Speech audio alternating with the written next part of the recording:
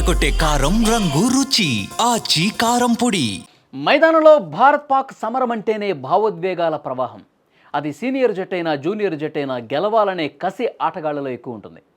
అయితే దుబాయ్లో జరిగిన అండర్-19 ఆసియా కప్ ఫైనల్లో టీమిండియా పరాజయం కంటే మన కుర్రాళ్ల అతి ప్రవర్తనే ఇప్పుడు బీసీసీఐ పెద్దలకు ఆగ్రహం తెప్పించింది.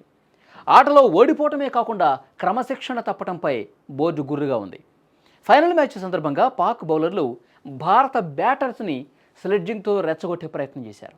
వారిని ధీటుగా ఎదుర్కోవడంలో తప్పులేదు, కానీ భారత ఓపెనర్లు వైభవ్ సూర్యవంశీ, ఆయుష్ మహత్రేలు చేసినటువంటి హావభావాలు హద్దులు దాటాయనే బీసీసీఐ భావిస్తోందట. ముఖ్యంగా 14 ఏళ్ల వైభవ్ సూర్యవంశీ ప్రత్యర్థి ఆటగాళ్లకు తన షూ చూపిస్తూ చేసిన సంజ్ఞలు చర్చనీయాంశంగా మారాయి. డిసెంబర్ 22న జరిగిన బీసీసీఐ అపెక్స్ కౌన్సిల్ సమావేశంలో ఈ అంశం ప్రధానంగా చర్చకు వచ్చిందని సమాచారం. జూనియర్ స్థాయిలో ఉన్న ఆటగాళ్లు దూకుడు కంటే క్రీడా స్ఫూర్తిని ప్రదర్శించాలి. షూస్ చూపించడం వంటి చర్యలు భారత క్రికెట్ సంస్కృతికి విరుద్ధమని బోర్డు భావిస్తోంది. స్లెడ్జింగ్కు బదులిచ్చే క్రమంలో బ్యాటర్లు తమ అసలు లక్ష్యం మీద దృష్టి కోల్పోయారని ఆగ్రహంతో ఉంది.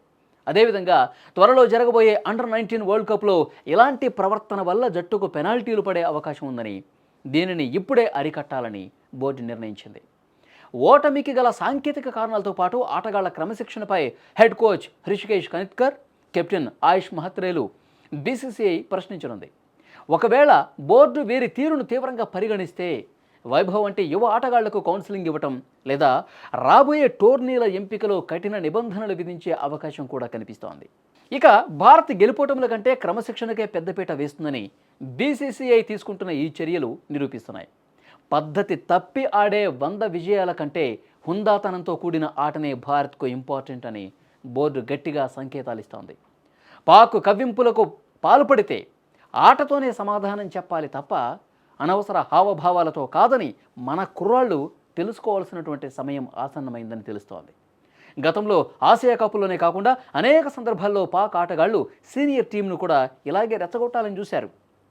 కానీ మన ప్లేయర్లు వారి కవ్వింపులకు నోటితో కాకుండా బ్యాటుతో సమాధానం ఇచ్చి పాక్ నోళ్లు మోయించారు.